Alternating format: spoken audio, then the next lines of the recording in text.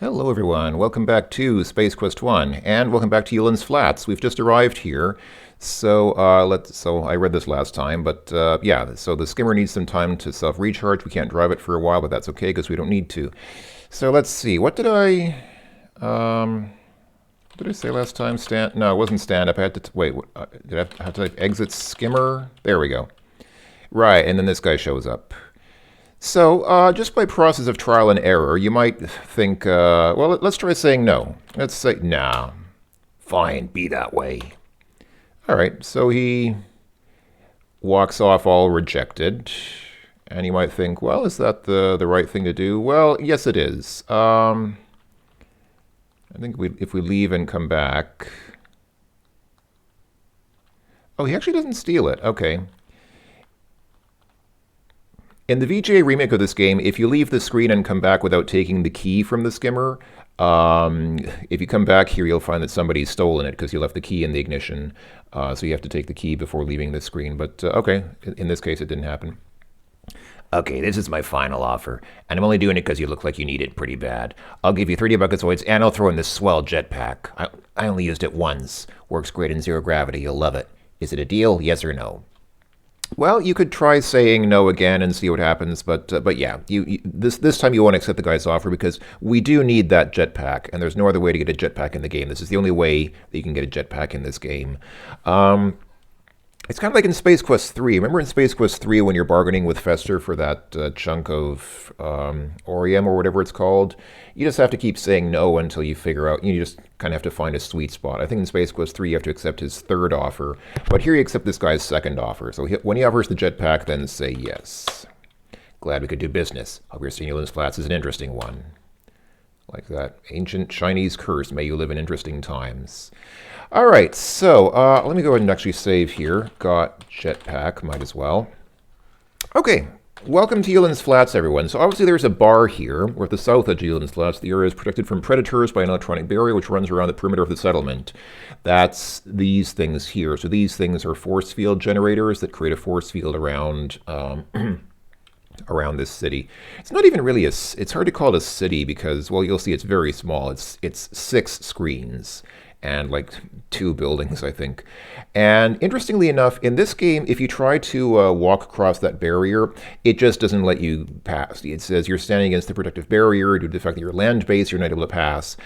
Skimmers, I guess, are exempt. Skimmers can pass because somehow because they hover, they kind of float like an inch or two above the sand, and so I guess floating craft are somehow able to pass through, but it's something which is touching the ground. Although that would suggest that you could just jump through it. Like if you just kind of jumped really hard through the barrier, you could maybe get through. I don't know. But anyway, no, you can't get... Can you jump in this game? Don't be ridiculous. King's Quest 1, of course, had the option to actually jump and duck in the game, but you can't do that in this game. So there is a bar here, obviously, which we will want to go into. But let's take a look around first. Before we go inside that bar, let's take a look around and see what we have here in Ulence Flats. So back here, there's not much. There's... back at the bar at the southeast end of Ulence Flats, and somebody's throwing what looks like ashes or something, some kind of dust or whatever out that little chute there. Is that graffiti there? Okay, the game doesn't understand graffiti. It appears to be in Syrian. You're a little rusty in your Syrian, but it appears to say Xenon Bites. Xenon is the planet where I guess Roger Wilco's from. What is this dust? There's a strange pile of very fine white powder here. Its origin puzzles you. It has a strange burnt smell to it. That word "its" shouldn't have that apostrophe in it because it's a possessive, not a contraction of "it is." So yeah, these... oh yeah, I forgot what I was going to say. Or now I just remembered what I forgot to say before. So in this game, if you try to walk up against this barrier, it just stops you. In the VJ remake, if you try enough times, it'll kill you. Like, it zaps you a couple of times, but if you keep doing it persistently, it will zap you to death. So don't do that in the remake. But in this game, you can just keep walking up against it. It doesn't seem to harm you in any way. All right, so what do we have up here? We have Droids Be Us. And yes, I think that Toys R Us did actually... At least as I understand it, Toys R Us did initiate legal action against Sierra for this, so I'm not sure if that's true or if that was just a rumor, but anyway. Look around. Are you sure you want to look at that? All right. Look at the building. This is the exterior of Droids Be Us. There is a door here. All right, so we can go inside there and buy a droid, but let's do that later. There's really not much to see here. It's just the back end of droids be us and a lot of sand. And over here, we have a spaceship. All right. It's actually not a bad-looking ship. It appears to be a Dralian model cruiser. They have a reputation for quickness and reliability. Okay, that's nice. Down here, hey, it's Tiny's used spacecraft. Howdy, bucko. Can I interest you in one of the finest little used spaceships in the galaxy? You look like a man of discerning taste. I guess this is Tiny. What can be said that isn't seen? Tiny is a large, red, skin-covered beast with the personality of a true salesman, not a prime combination of traits. That is true. Talk to Tiny. He's not a great conversationalist. He just wants to sell, sell, sell. Yeah, I've known people like that. They are a little difficult to tolerate if... Yeah. Kiss Tiny. Okay, this game doesn't understand stuff like that. So yeah, so Tiny has a few spacecraft here on offer for sale. So how about it, partner? Can I interest you in anything here? Can we do business or what? I'm at your service. Talk to me, Chief. Yeah, we'll need to do business with him later, but we don't have enough money right now. We actually don't have a lot of money. So right now we have, hold on, how much money do we have? We have, well, yeah, okay, 30. The guy gave us 30 buckazoids for that skimmer. So we have 30 buckazoids, and what else do we have? Oh yeah, we got that jetpack. Let's take a look at the jetpack. This is your bargain jetpack. All right. All right, so I guess now is the time to go into the bar. And the bar has 3 possible acts in it. The music here is kind of a... It's not necessarily the world's best music, but it's kind of a focal point of this game for me because it's one of the very few instances in this game where there is music of any kind. Most of the game doesn't have any kind of music at all. This game is really sparse on sound effects and music overall. So let's take a look at the musical acts that we have here.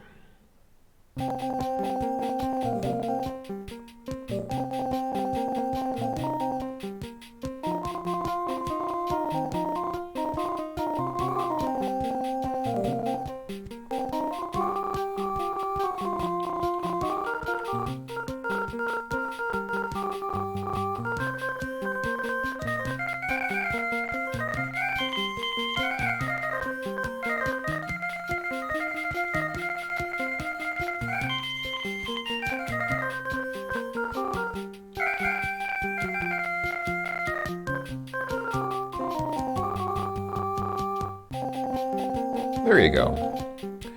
There is a hip combo of green beings jamming. They only seem to be interested in playing music. Alright, so that's one of the 3 possible acts that we can see.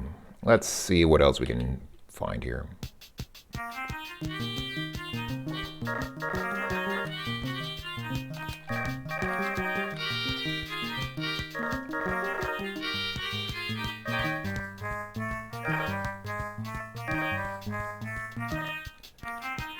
So these are a couple of non-galactic looking humanoids cranking out some unfamiliar sounding tunes, and they also are only interested in the music they're performing. Interestingly enough, that tune that we just, I mean, those guys were obviously the Blues Brothers, by the way. I mean, very obviously not even a parody, but like a direct ripoff of the Blues Brothers. So that tune that we just heard is pretty much the same as on the PC version, but the Green Guys play a very different tune on the PC version. I think that was like totally different music that the Green Guys were playing. So anyway, the one that we still haven't seen is the guys with the beards. Come on. Come on, I know you can do it.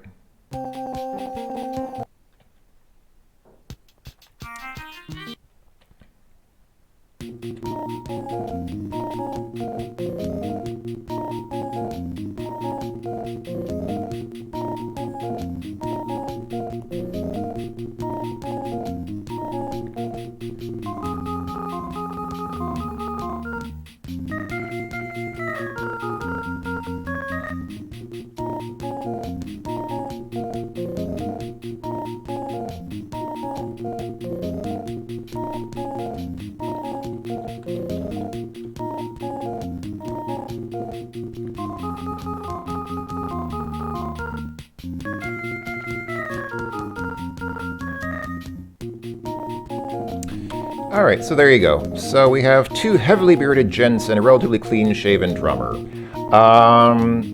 And yeah, if you've ever seen ZZ Top, then you will immediately identify that as again, it just says with the Blues Brothers, that is not even like a parody or a variation. It is literally ZZ Top.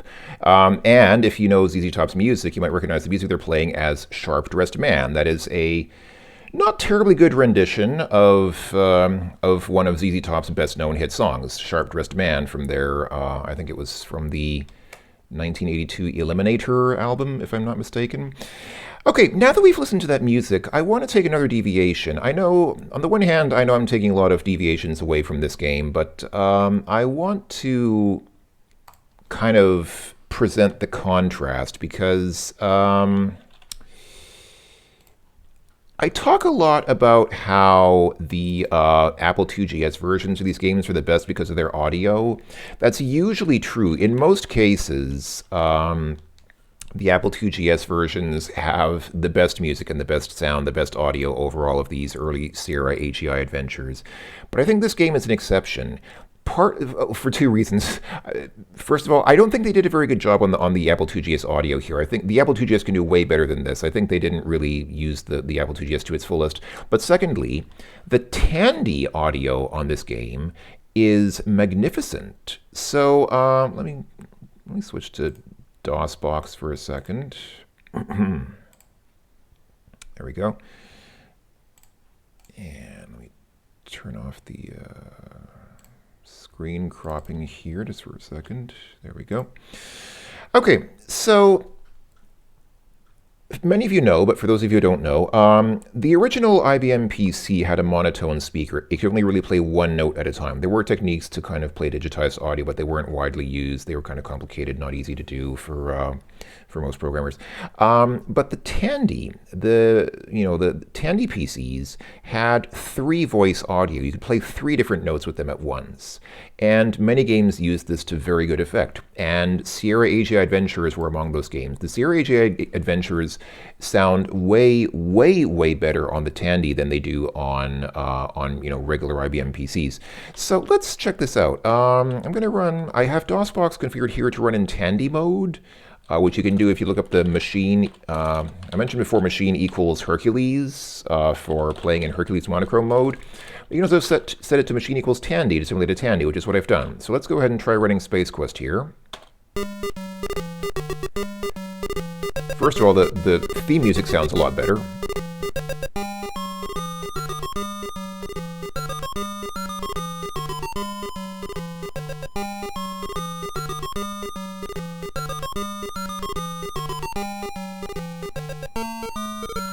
All right, so I'm not going to play that whole sound effect, or sound effect. Music, I mean, not going to play that whole music. But let's load a game, which takes us to the bar. I think this one is, yeah, this one's outside the bar. So let's, just for comparison's sake, let's listen to the Tandy renditions of those 3 tunes that we just heard. Or more accurately, the Blues Brothers and ZZ Top will be playing the same tunes. The green guys, I think are going to be playing something completely different. But let's listen in. Let's take a listen.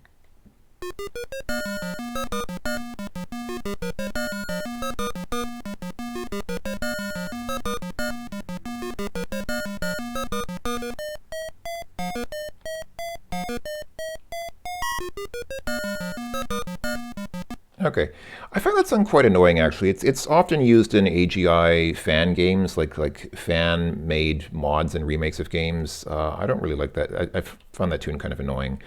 But let's see what else we have here.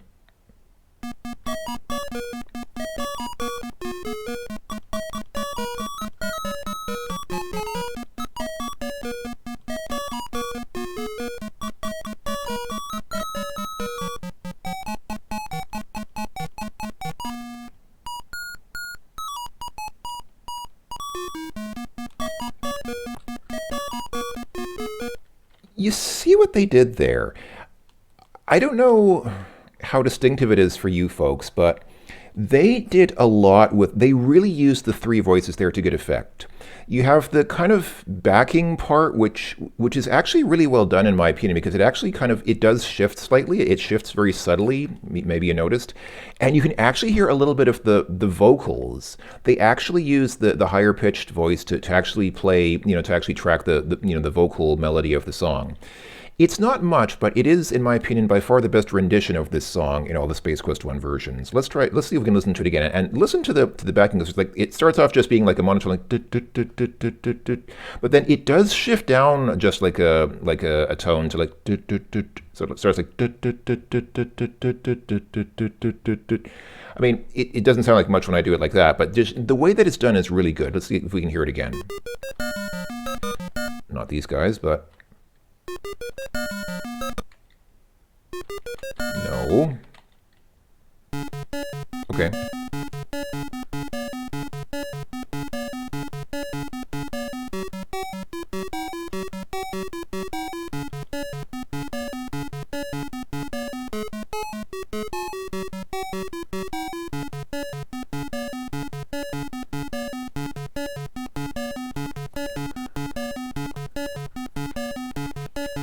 So that's the green guy's music here in this version of the game. Again, it's like it's an absolutely different tune from what we just heard in the Apple IIgs version.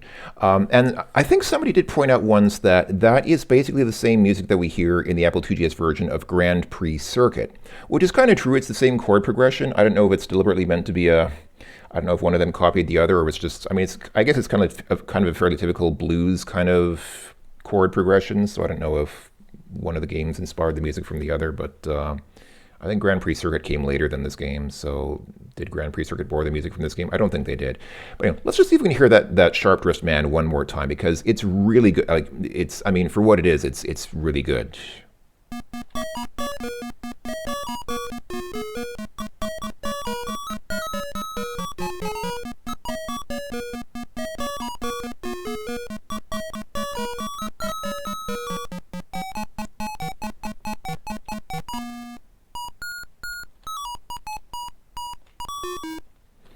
So there we go. That's that. Again, nothing super special. I mean, obviously, it's still a very sort of chiptune-y kind of 8-bit rendition of the song. Like, it's nothing that's going to blow your mind. But I think that this version is way better than what they did with the Apple IIgs version. So credit where it's due. I think they did a lot more with this with the audio on the Tandy version than they did with the Apple IIgs version of the game. Okay, enough of that. Let's go back to your regularly scheduled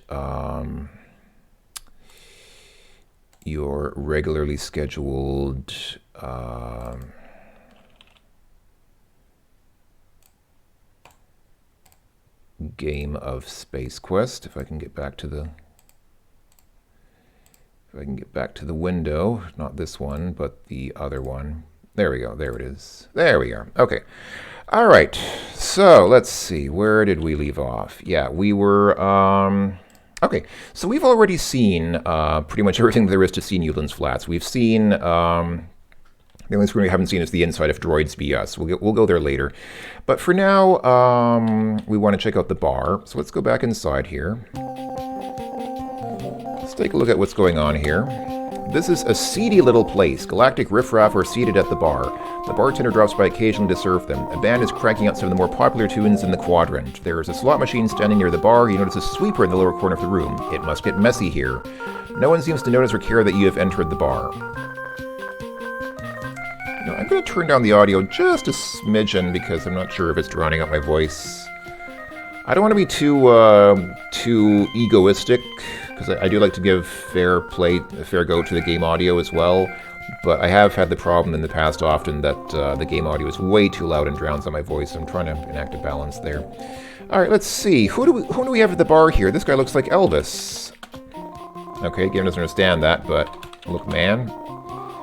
You've never seen the likes of the patrons seated at the bar. They look fairly absorbed in their drinks. Okay, I guess I can't get individual descriptions of them. Yeah, okay. Alright, so we can't... can we talk to these guys? There seems willing to acknowledge your presence. They're not too fond of humanoids, even though most of them are humanoids themselves. Alright. Over here, we have a slot machine.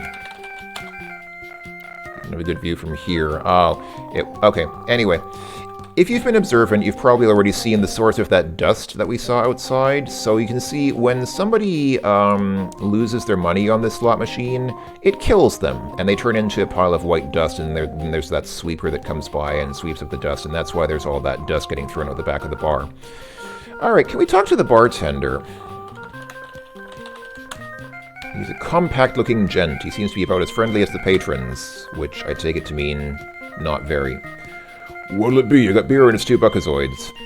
Okay, here's something you don't need to do to finish the game. In fact, I don't think you even get points for it, but if you bought this game physically, like if you bought a physical copy of this game, as I did back, or, well, as my family did back when I was a kid, back in the day when it came out, in the game box were actually 2 physical coupons, 2 actual paper coupons. Now, you can't redeem them in real life, but they're kind of a hint that you can redeem them in the game. You can use the coupons in the game. One of the coupons was for a, I think, 20% discount at Droids B Us. So we should be doing that when we go to Droids B Us. But the other one was for something here at the bar. Let's see. You have one of those coupons, huh? Here's your 5 buckazoids and your free beer. Enjoy.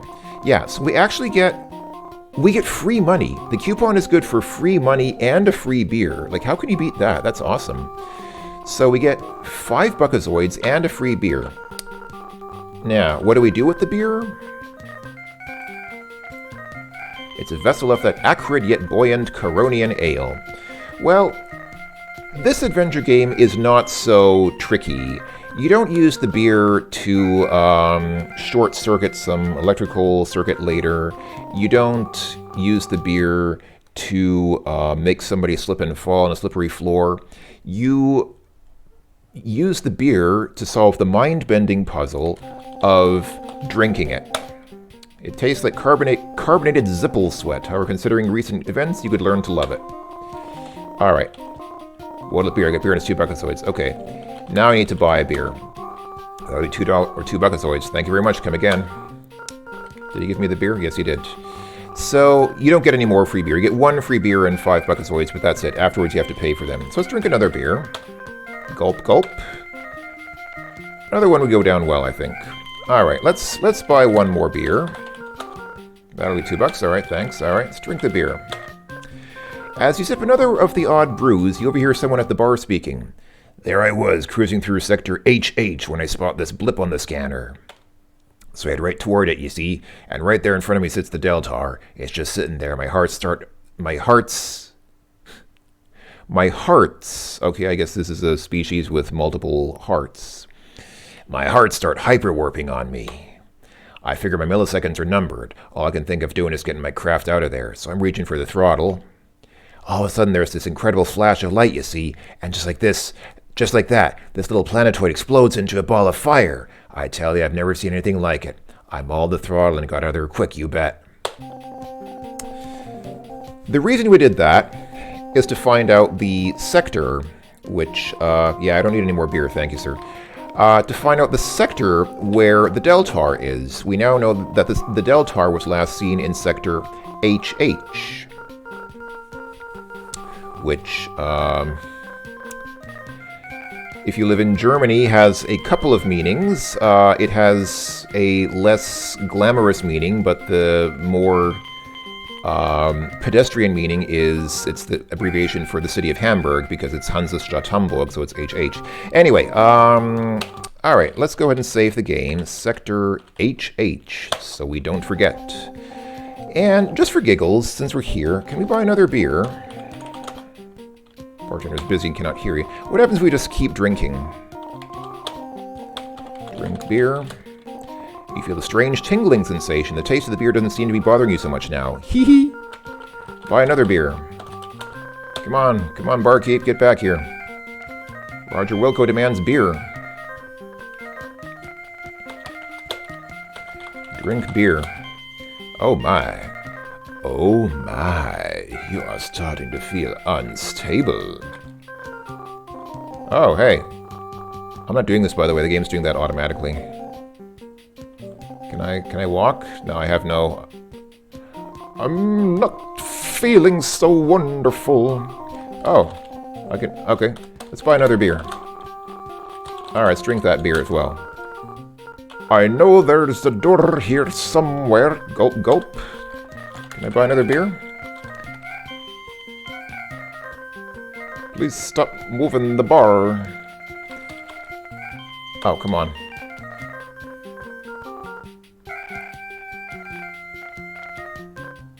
I'm not moving Roger. Like, I have no movement control over what he... Oh. Oh, wait. Oh, I have... Oh. Oh, I have a little bit, actually. Hold on. Can I move with the mouse? No, the mouse does kind of the same thing. I'm trying to get him to... Yeah. I do actually... I can make him stop. If I press stop, he does stop. But if I press a direction, he doesn't go in the direction... Or I guess he... Well, he starts going in that direction, and then he stops. Or, well, he goes in a different direction. So actually, he's not... I guess I do have some movement control over him, but he doesn't go in the direction that I'm trying to get him to go in. Alright, that's what happens if you drink too much beer. Alright, let's load the game, because that's pointless. There's no need to do that. And yeah, we have the slot machine here, so this is important. Oh, you didn't need to look at it, you just walk to the right position and it automatically shows you the slot machine. So yeah, so we can bet, let's go all the way and play $3, $3 buckazoids. So I'll press Shift 8. Oh hey, I won 30 buckazoids, that's nice. That was good luck.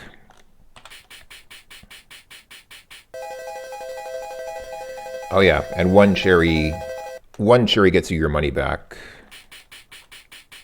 As I think is the case in... Yeah, suck methane.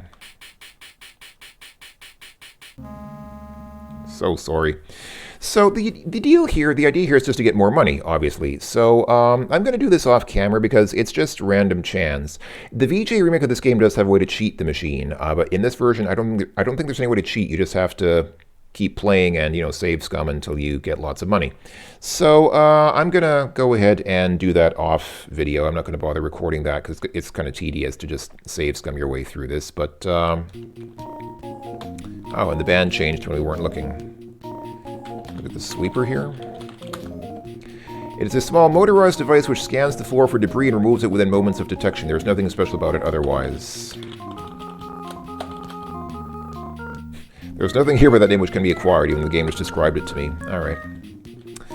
Alright, so there's not much else to do here except get the money. And like I said, I'll do that off camera. Say there, pal. It's come to my attention that you're in the market for some transportation. I may be able to help. If you follow me, I'd like to show you a fine little piece of machinery that'll knock your eyes out. You might get a suspicious feeling from this gentleman here, and indeed... Hold it right there, pal. This is a stick-up. I'll just relieve you for cash, thank you very much. 52 buckazoids? I guess it's better than nothing. Here, keep 5 for yourself. I gotta admit you look like you need it. Well, you've gotta be leaving now. Go straight back the way you came. Deviate from that path and you're grell kibble. I deviated from that path. The mugger impresses upon you that he was quite serious. Alright. So yeah, I mean, he's nice enough to leave you with 5 buckazoids. You can use that in the slot machine to slowly work your way back up to a lot of money anyway. Yeah, you don't need to follow him. If you see that guy, just ignore him. Don't follow him back here. Okay. So, like I said, I'll go ahead and get the money off video. And this video is almost done. But we need to do just 2 other things here besides getting the money from the bar. We need to buy a spaceship from Tiny, and we need to buy a droid from Droid's BS. I mean, it's fairly obvious. You need to buy a droid from the droid store, buy a spaceship from the spaceship vendor. Pretty simple stuff, right? But let's just take a look in here just so that we've seen it. Welcome to Droid's BS, the finest emporium for mechanized beings in the quadrant. We have a complete line of droids for any purpose imaginable.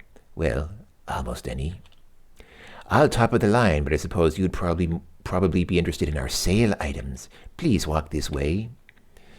I actually want to see 5 droids here, boss, so I don't think that can be every possible imaginable use of a droid. I mean, I understand. We call that one the... Which one? Oh, I guess the one I'm standing in front of now. We call that one the Peacemaker. It's used primarily in security. In a crime situation, it's capable of apprehending, trying, sentencing, and punishing the offender on the spot. Swift and effective, and only 368 buckazoids, 294 with coupon. Alright, Don't think we'll be needing that one. It sounds useful, but I don't think we can afford that. There's a limit to how much money you can make in this game. If you make too much money, the slot machine breaks, so I don't think we can make enough money to afford that one. That compact unit is often used for mining. It is short and stocky, and quite strong for its size. It has a chode. It is designed to work in areas which may be hazardous to non-mechanized beings. 325 buckazoids, okay. Yeah, also too expensive, we can't afford that. And we don't really need a mining droid anyway. What's this guy here? That one is a collector's item, one of the very first droids ever built. Someday that rare piece is going to bring me a small fortune at auction. It's not for sale. All right then, can't buy that one anyway because it's not for sale. That model is ideal for flight systems operations. It will pilot any modern fighter or cruiser, and it is one of the most experienced droids we carry. I ask only 45 buckazoids for it, 36 with coupon. Okay. I got it from some gambling type who was required to pay up or perish. All right, fair enough. That sounds a little bit more within our budget. What about this one over here? That unit is a good all-around droid. Sure, it may seem a little dinged up, but it's not as bad as it looks. There is still quite a bit of life left in it. It's a great little companion, and for you, only 40 buckazoids or 32 with coupon. Okay, so those are the 5 droids that he sells. I think we can only buy the 2 up there. The 3 down here are too expensive. We can never get enough money to afford them. So we'll come back here with the money and buy a droid. But let's just quickly check out what Tiny has for us. What is Tiny selling in his spaceship emporium? Does he describe the ships to us as we walk up to them?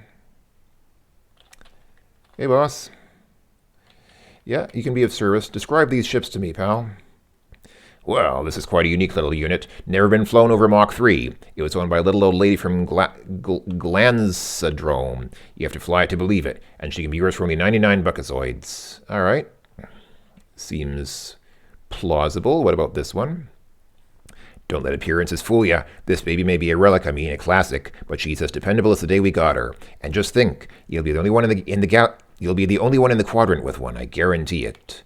She's a beaut, isn't she? This little baby can do a spin around the planet in just under an hour. Look at the lines in that bodywork. They just don't make them like this anymore, you know what I mean? And she's a real bargain at 185 buckazoids. All right. Sounds a little bit questionable there, but come up here. Describe this one to me, Tiny.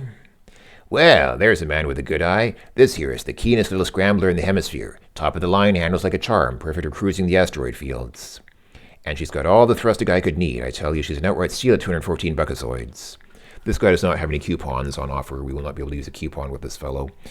Okay, so we've got 3 ships for sale, 5 droids for sale, and a slot machine to get lots of money from. So, like I said, I'll get the money off camera, and then we'll see what we can buy with that money next time. So until then, thanks for watching, everyone. Take care. Peace out. I will talk to you all later, and bye-bye for now.